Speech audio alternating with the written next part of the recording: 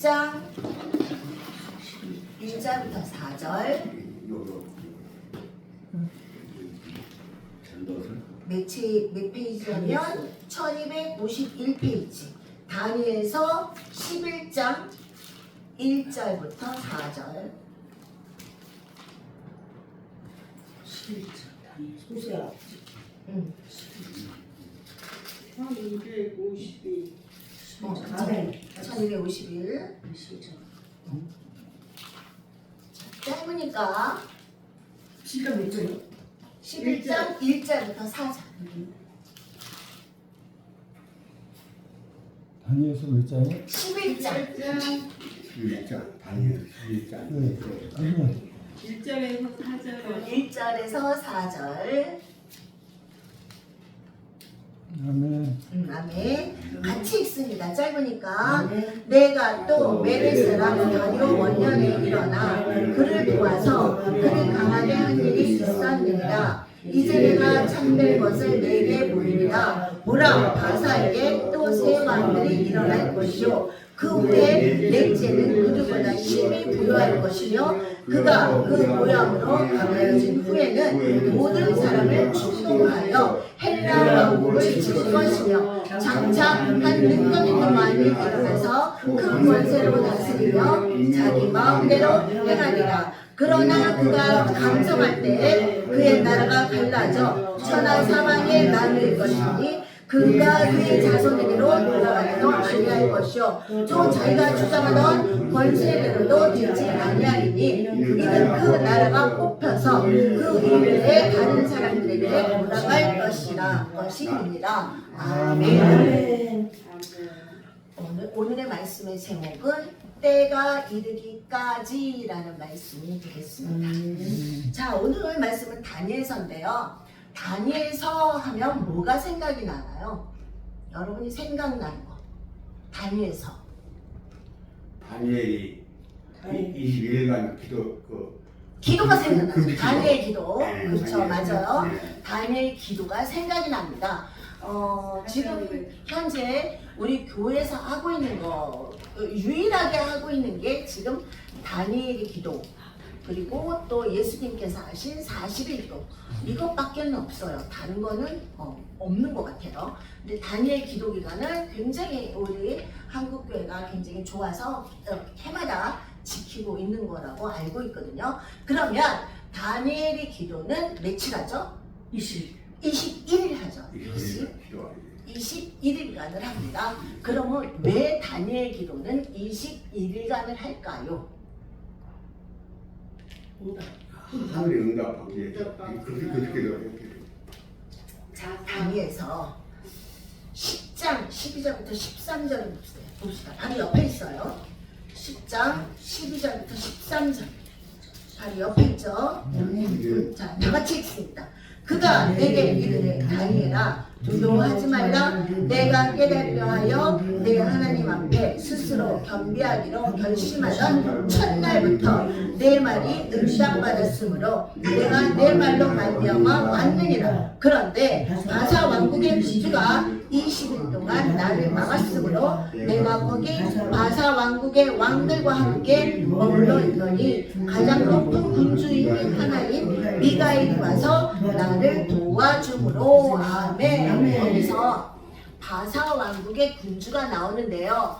바사 왕국의 군주는 곧 사탄을 말하고 있습니다. 여기서 12절에 보니까 뭐라 그래요? 다니엘이 기도를 했어. 다니엘이 기도를 하니까 하나님께서 첫날에 응답을 떨어진 거예요. 첫날에 응답이 떨어졌어요. 그런데 중간에 바사 왕국의 군주인 이 사탄이 20일 동안 막았어. 13절을 보면은 바사 왕국의 군주가 20일 동안 나를 막았다 이렇게 써있잖아요. 그러니까 20일 동안 막아서 하늘에서 영적 전쟁이 20일 동안 일어났다는 것을 알 수가 있습니다. 그래서 다니엘한테 정작 다니엘이 기도 응답을 받는 건 며칠이야? 20일이 지난 21일. 그래서 우리는 다니엘이 기도를 할 때는 21일간 기도를 하는 겁니다. 괜히 쓸데없이 21일간 하는 거 아니에요. 자, 그리고 다니엘서 하면 또 하나 생각이 나는 게 뭐가 있을까요? 사자굴 또 하늘과 사자가 세 분이 그 뭐야 그 불통 들어갔다가 서늘하게 매사 그래. 그거 얘기하시는 네, 잘 아는데요. 일단 다니엘서 하면 첫 장부터 12장까지 있거든요. 다니엘서는 12장까지 전부 다 나라 이야기입니다. 나라 이야기야. 첫 장부터 마지막까지 나라 이야기인데 이 온 세계에 있었던 세상을 주름잡았던 큰 나라들에 대해서 어때요? 느부갓네살의 꿈에는 큰 신상으로 나타나죠. 거대한 금신상으로 나타나고 또 다니엘의 꿈에서는 짐승으로 표현되어 있죠. 그래서 이 짐승으로 표현된 것도 다 나라고 금신상으로 표현된 것도 다 나라입니다. 그래서 첫 장부터 12장까지 전부 나라. 맨 마지막에는 우리의 종말 마지막 날 마지막 날에 어때요? 하나님의 나라가 올 거잖아요. 그래서 마지막 날에 하나님의 나라까지도 전부 다 예언이 되어 있는 게 이 다니엘서입니다. 그래서 요한계시록이 종말장이잖아요. 마지막 온 세계의 마지막을 이야기하고 있는데 이 요한계시록도 굉장히 보면은 전부 상징으로 돼 있어서 풀기가 굉장히 어려워요. 그러니까 어려울 때는 어디를 봐야 돼? 다니엘서를 봐야 돼. 다니엘서를 보면 풀려요. 또 다니엘서도 다 상징으로 돼 있어. 짐승으로 표현되는 것도 다 나라들이고 신상으로 표현된 것도 또 다 나라들이야. 다 이게 상징으로 표현되어 있기 때문에 어렵죠. 그러니까 다니엘서를 공부할 때도 모르면 또 요한계시록을 가서 보면 풀려. 그러니까 이 다니엘서와 요한계시록은 서로 이렇게 맞닿아 있습니다. 어쨌든 그래서 다니엘서 그러면은 하나는 기도. 목사님이 다니엘서를 한다. 그러면 뭐라 그래요? 기도에 대한 말씀을 하겠구나. 아니면 나라에 관한 말씀을 하겠구나. 이 둘 중에 하나. 다른 거는 있을 수가 없어요. 다니엘서는. 자, 그럼 오늘은 무슨 말씀이냐? 오늘은 나라에 관한 말씀이 되겠습니다. 다니엘서 11장은 예언장이라고 불립니다. 왜냐면은 이 다니엘서 11장 안에는 130가지의 예언이 다 기록되어 있기 때문입니다.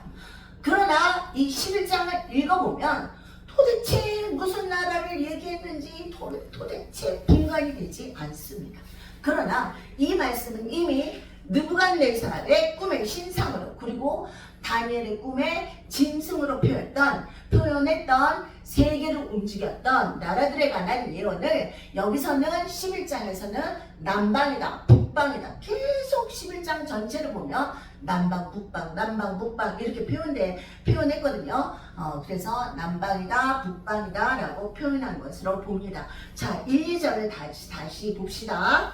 자 내가 또 메des 사람 다리오 원년에 일어나 그를 도와서 그를 강하게 한 일이 있었느니라. 이제 내가 참된 것을 내게 보이리라. 보라 바사에서 또 새 왕들이 일어날 것이요 그 후에 넷째는 그들보다 심히 부요할 것이요 그가 그 부요함으로 강하여진 후에는 모든 사람을 충동하여 헬라 왕국을 칠 것이며 라고 했습니다. 여기서라고 그랬죠. 1절에서 여기서라고 했는데 여기서는 여기서 내가라고 했는데 내가는 천사 가브리엘을 가리키고 있습니다. 가브리엘 천사가 메des 사람 다리오 왕을 도왔다는 겁니다. 실제로 다리오 왕은 메데 출신의 왕이죠. 우리가 이 세계 역사를 이렇게 살펴볼 때 메데 파사다 이렇게 말을 많이 해요. 근데 메데 파사가 아니라 원래는 메데 나라와 파사 나라가 두 나라가 합쳐진 거예요. 그래서 메데 파사라고 하는 거거든요. 그런데 원래는 이 메데 나라가 먼저 일어났어요. 먼저 일어나서 그 견고했던 바벨론 왕국이 얼마나 견고합니까? 대단한 나라였던 게 바벨론이거든요. 이 바벨론을 칩니다. 그래서 이겨요. 메데가 이겨. 그래가지고 메데가 처음에는 부강하지만 그 다음에 나오는 게 파사예요. 파사왕이 파사가 그 다음에 나오거든요. 근데 파사가 메대보다 더 강력하게 나옵니다. 그래서 보통은 메대와 파사 두 나라면 파사가 더 강력하게 하면 이 메대를 딱 쳐버리고 없애잖아요. 근데 그렇게 안 하고 두 나라는 같이 합동을 해. 합쳐져. 그래서 메대 파사다 우리는 그렇게 말을 하고 있습니다. 근데 여기 다리오 왕은 메대 출신의 왕이에요. 그래서 바벨론을 무너뜨리는데 혁혁한 공을 세우면서 바벨론 일대의 통치권을 위임받게 됩니다. 그런데 이 모든 과정을 하나님의 명령을 받은 천사 가브리엘이 도왔다는 겁니다. 이를 통해 우리는 역사의 실질적인 경험권이 하나님의 손에 있다는 것을 알 수가 있습니다. 하나님은 다니엘에게 앞으로 일어날 일과 그리고 또 앞으로 어떤 전쟁이 펼쳐질지를 다 미리 알려주셨습니다. 먼저 메데파사 제국에서 4명의 왕이 일어난다는 사실과 그리고 그런데 마지막 4번째 왕이 가장 강력하다, 가장 힘이 세다고 말합니다. 이 4번째 왕이 누구냐면 에스더서가 있죠. 구약에 에스더서에 나오는 아하수에로 왕입니다.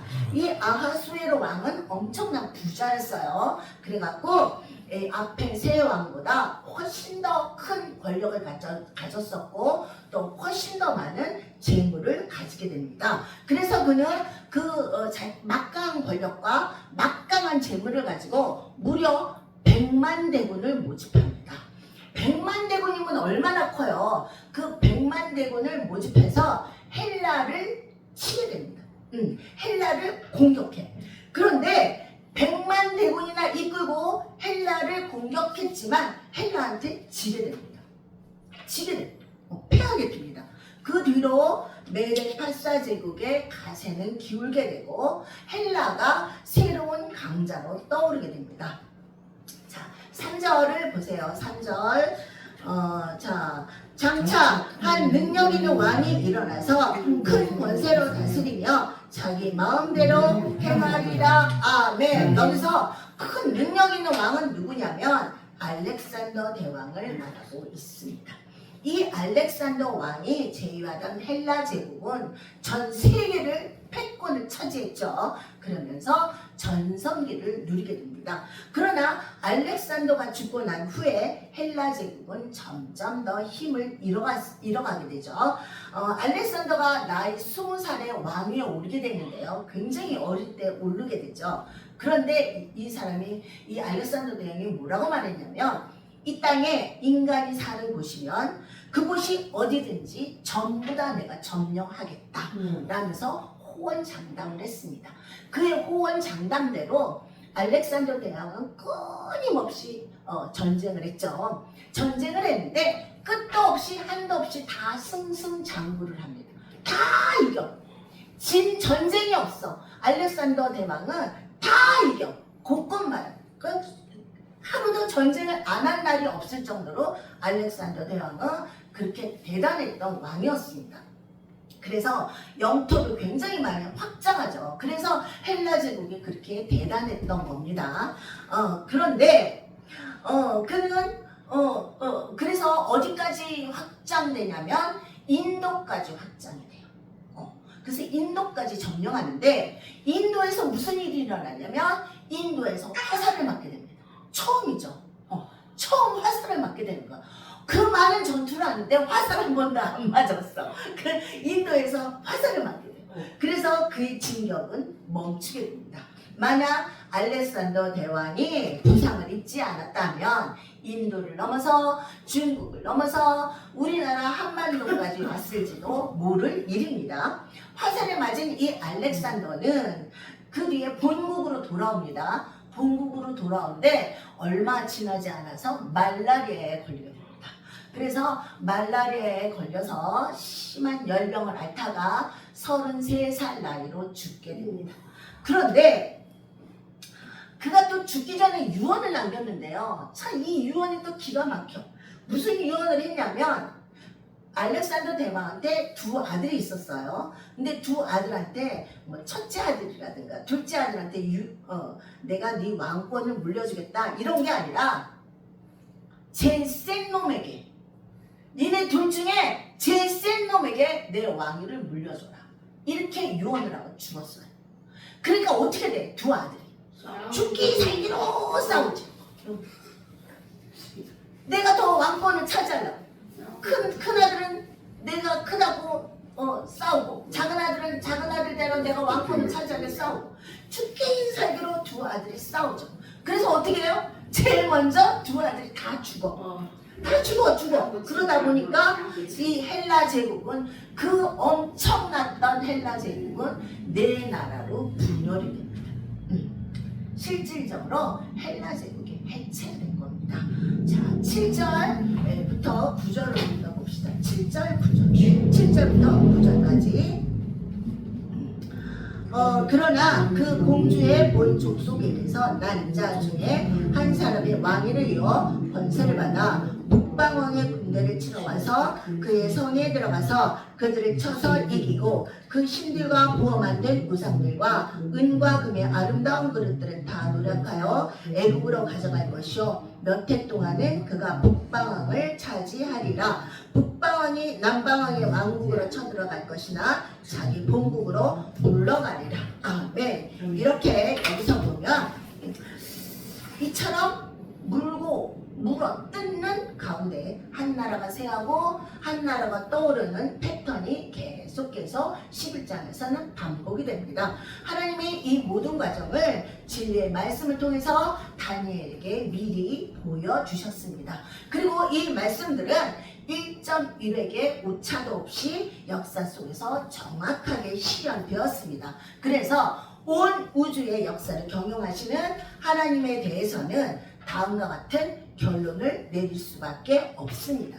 자, 로마서 8장 19절부터 22절을 우리가 봅시다. 로마서 8장, 로마서는 저 뒤에 있어요. 신약 6절. 로마서 8장 19절부터 24절. 19절부터 24절. 자, 피조물이 고대하는 바는 하나님의 아들들이 나타나는 것이니 피조물이 허무한데 굴복하는 것은 자기 뜻이 아니요 오직 굴복하게 하시는 이로 말미암으니라. 그 바라는 것은 피조물도 썩어짐의 종로를 달려서 해방되어 하나님의 자녀들의 영광의 자유에 이르는 것이니라. 피조물이 다 이제까지 함께 단식하며 함께 고통을 겪고 있는 것을 우리가 아니니라. 그뿐 아니라 또한 우리 곧 성령의 처음 입은 열매를 받은 우리까지도 속으로 단식하여 양자될 것 곧 우리 몸의 속량을 기다리느니라. 우리가 소망으로 구원을 얻었음에 보이는 소망이 아니니 보이는 것을 누가 바라리요. 아멘. 사도 바울은 로마서를 통해서 인류의 가장 큰 고난은 전쟁이죠. 그 고난을 온몸으로 뚫고 지나면서 피조물인 이 인간은 예수 그리스도를 고대하게 된다고 기록하고 있습니다. 그의 말처럼 고난은 다시 오실 예수 그리스도를 소망하는 데 초점이 있습니다. 즉 탄식 끝에 바로 예수님이 계신 것입니다. 그러므로 그리스도인들은 모든 역사를 신본주의 역사관으로 바라봐야 하는 것입니다. 즉 역사는 하나님의 중심으로 움직인다. 다시 말하면 역사의 주관자는 하나님이시다 하는 말입니다. 어떻게 헬라 제국의 알렉산더가 33살에 그 꽃다운 나이, 젊은 나이로 죽게 됐을까요? 그러면서 상상하지 못한 그 엄청났던 헬라 제국은 무너지게 됩니다. 그러니까 다 하나님 손바닥 안에 있는 것입니다. 그렇죠? 하나님이 어느 날 불어버리면 그걸로 다 끝장인 거야. 지금 우리가 도저히 이해가 되지 않고 있는 이 나라 상황은 손영모 목사님이 구속됐죠. 아직도 구속입니다. 그리고 또 이영호 목사님이 압수수색을 당했고요. 또 김장한 목사님이 압수수색을 당했고 또 운정 참전 화평교회 목사님이 압수수색을 당했고 또 사랑제일교회 정광 목사님이 압수수색을 당했는데요. 그런데 지금의 교회들은 조용하기만 합니다. 그건 지난번에 코로나 때도 정부 눈치나 슬슬 보는 교회들이 압도적으로 많았습니다. 어떻게 이렇게 교회들이 조용한지 저는 너무나 답답합니다. 지금은 종교 암흑 시대도 아니야. 종교 암흑 시대는 어때요? 예수 믿는 자들은 무조건 다 죽였어. 그것도 그냥 죽인 게 아니라 극심한 고문 후에 죽였습니다. 그때 종교 암흑기 때 가장 많이 죽였던 건 화형이었고요. 그 다음에는 사자들을 일부러 굶긴 후에 사자굴에 그리스도인들을 쳐넣어. 그렇게 해서 사자들한테 뜯어 먹히도록 하면서 죽였어. 그래서 지금은 종교 암흑 시대도 아니잖아. 그리고 또 일제시대 때는 사형까지는 안 했지만 일제시대 때는 굉장히 극심한 고문이 있었거든요. 그러니까 지금은 일제시대도 아니야. 종교 암흑 시대도 아니야. 그쵸? 그런데도 자기들이 가지고 있는 수많은 기득권들 때문에 아무 말도 못하고 그저 쉬쉬하고 있습니다. 혹시나 내가 나섰다가 구속을 당할까? 혹시나 내가 나섰다가 세금 쳐맞을까? 그러면서 쉬쉬하고 있는 거죠. 그리고 어떻게 예수 믿는 자들이 좌파들이 많은지, 더군다나 목사가 좌파들이 많다는 사실에 경악을 금할 수가 없습니다. 김일성을 추종하고 있는 종북 주사파에서 그 경기동부연합회라고 아시죠? 이석기 때문에 여러분들 많이 아시리라고 생각합니다. 그 경기동부연합회가 김일성을 추종하는 세력이거든요. 근데 거기 맨 꼭대기가 누구냐면 이해학 목사라고 합니다. 목사. 이해학을 한번 네이버에 쳐보세요. 뭐가 나오는지. 이해학 목사.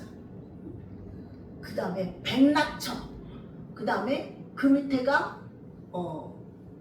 지금 현재 누가 김현지가 지금 한참 떠오르고 있죠. 김현지 얘기로 나라가 온통 시끄럽고 지금 난리가 아닌데 그 밑에 김현지가 있고 그 밑에 이석기가 있고 그 밑에 이재명이가 있고 그렇다는 말이 있습니다. 우리가 모르는 우리가 이름도 한 번도 들어보지 못한 사람들이 경기 동부연합회에 얼마나 많겠어요. 그러니까 결론으로 말하자면 김일성 추종 세력인 경기 동부연합회에서 대통령이 나온 거야. 지금 현재 우리나라가. 그쵸? 경기 동부연합회에 이재명이가 있었으니까 거기에 많은 영향력을 끼쳤고 거기서 계속 있었으니까. 그러니까 거기 동부연합회에서 대통령이 나오게 된 거죠. 지금. 그리고 보통 지금 끔찍한 상황이 아니거든요. 어떻게 예수 믿는 자들이 공산주의 사상을 따라갈 수 있는지 경악을 금할 수가 없습니다. 맨 위에 이해학 목사가 있다니까 내가 너무너무 기가 막힌 거예요. 자, 골로새서 2장 8절을 우리가 한번 읽어봅시다. 골로새서 2장 8절.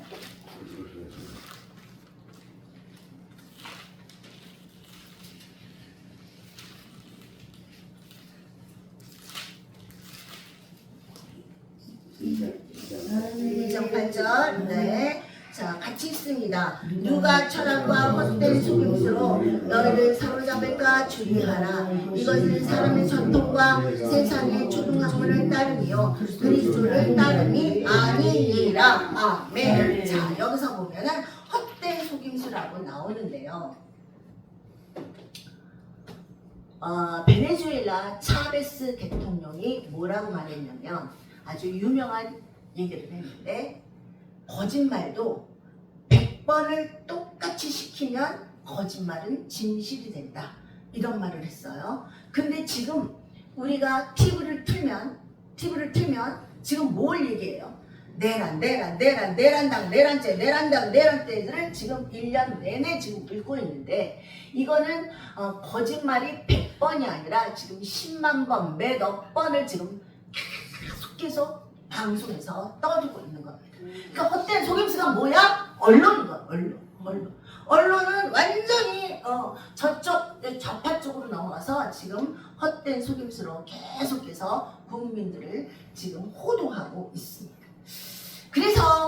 전에 하도 답답했던 교회들이 광장에 나와서 목소리를 냈습니다.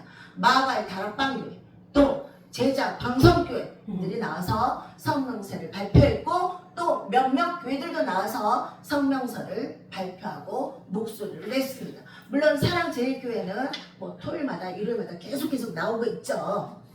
그러나 이들 교회들은 계속 지금까지 나와서 계속해서 목소리를 냈던 교회들입니다. 그러나 우리나라의 초대형 교회들, 10,000명 이상씩 모이는 교회들은 오늘도 조용하기만 합니다. 인생은 다 때가 있어요. 다 때가 있죠. 자, 전도서 3장을 봅시다. 전도서 3장. 전도서 3장. 전도서 3장 950페이지 1절부터 8절까지.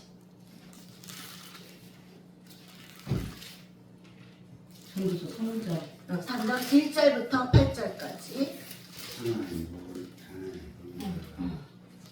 1절부터 8절까지. 3장.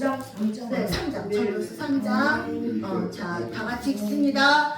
범사에 기한이 있고 천하 만사가 다 때가 있나니 날 때가 있고 죽을 때가 있으며 심을 때가 있고 심은 것을 뽑을 때가 있으며 죽일 때가 있고 치료할 때가 있으며 하올 때가 있고 세울 때가 있으며 울 때가 있고 웃을 때가 있으며 슬퍼할 때가 있고 춤출 때가 있으며 돌을 던져버릴 때가 있고 돌을 거둘 때가 있으며 안을 때가 있고 앉는 일을 멀리할 때가 있으며 찾을 때가 있고 잃을 때가 있으며 지킬 때가 있고 버릴 때가 있으며 찢을 때가 있고 끊을 때가 있으며 잠잠할 때가 있고 말할 때가 있으며 사랑할 때가 있고 미워할 때가 있으며 전쟁할 때가 있고 평화할 때가 있느니라. 네. 자, 그럼 지금은 어떨까요?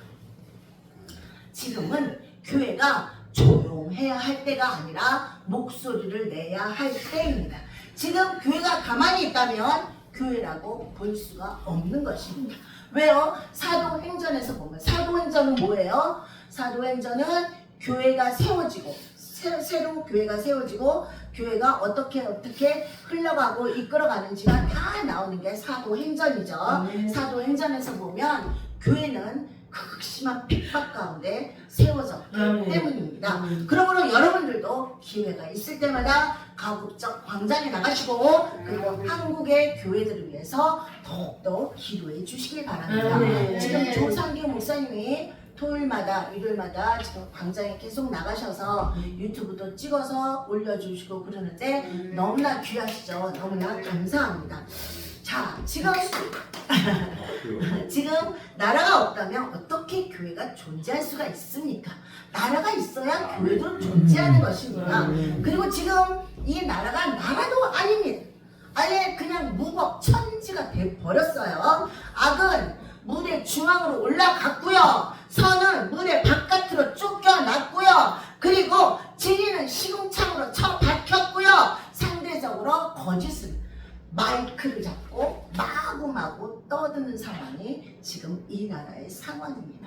우리는 이 불의한 현실 앞에 조용하면 안 됩니다. 지금 이때 아무도 목소리를 안 내면 이 정권은 내가 잘하나 보다. 국민들이 다 나를 좋게 보나 보다. 나한테 박수 치나 보다. 그러면서 계속 폭주할 것입니다. 이렇게 아무도 목소리를 안 내면 지금의 프랑스처럼, 지금의 독일처럼, 지금의 프랑스가 어떤지, 지금의 독일이 어떤지 네이버에 가서 찾아보시길 바랍니다. 옛날에 프랑스 없습니다. 옛날에 독일 없습니다. 지금 프랑스와 독일은 동성애가 판을 치고 있고요. 중국 공산당이 판을 치고 있고요. 이슬람 세력이 판을 치고 있는 나라가 그렇게 나라로 변해버렸습니다. 그러니까 그렇게 안 되려면 나라를 위해서 기도 많이 해주셔야 합니다. 그리고 지금 우리나라가 네팔 사태처럼 된다면 빨리빨리 끝나기는 하겠지만 그렇게 된다면 저 수많은 청년들의 피를 봐야 됩니다. 그러니까 그렇게 안 되려면 시간은 더디더라도 광장에 나가서 목소리를 내주셔야 합니다. 우리가 가만히 있으면 어떻게 해? 가만히로 보는 거야. 쌀가마니로 보는 거야. 그래서 쌀가마니로 보고 계속해서 중국 공산당 쪽으로 갈 것입니다. 그리고 지금 아주 시급한 게 중국 무비자로 지금 마구마구 중국인들이 쏟아져 들어오고 있는데요. 정부는 뭐라 그러냐면 돈 때문에 그런데 중국인들이 우리나라에 들어와서 유커들이 많이 들어와서 우리나라의 모든 관광지에 다니면서 돈을 쓰기 때문에 그 돈을 벌어들여야 되기 때문에 중국에 무비자로 쏟아진다고 하는데 돈이 그렇게 버는 게 아니야. 지금 환율만 제대로 됐다면요. 조선업, 우리나라 조선업이 최고잖아요. 1위잖아요. 그 조선업에 1000조가 얼마나 많습니까? 우리가 생각할 수 없는 게 1000조 아니야. 1000조를 벌어들일 수 있는 이 일을 다 지금 놓치고 있는 겁니다. 그리고 돈 타령하고 오면서 중국인들을 마구 무비자 입국시키는데 돈이 문제가 아니야. 그 외에 우리는 10가지, 100가지를 잃어버리게 될 것입니다. 그러니까 근데 돈의 행보가 척도가 아니다 하면서 우리는 늘 거꾸로 갑니다. 돈 잘 버는 사람, 잘 나가는 사람 쫓아다니면서 어떻게 그렇게 돈을 잘 벌 수 있나? 어떻게 하면 그렇게 잘 살 수 있나? 하면서 부동산이나 또는 주식 투자로 온통 정신이 팔려 있습니다. 오늘날의 예수 믿는 자들이 또 교회에 또 돈의 흐름에 세상 사람들보다 더 관심이 많습니다. 그러나 베드로는 뭐라고 했어요? 초대 기독교 공동체가 시작될 때 내게 은과 금은 없거니와 오직 나사렛 예수 이름으로 일어나 걸으라 라고 선언했습니다. 이것이 우리가 이 땅에 드러내야 하는 가치입니다.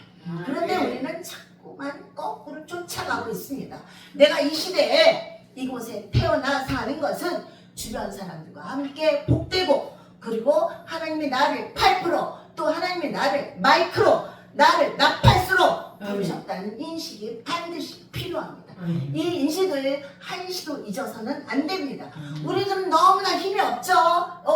보세요. 얼마나 힘이 없어. 힘이 없지만 그러나 그냥 있기에는 너무나 나라가 어려운 시국입니다.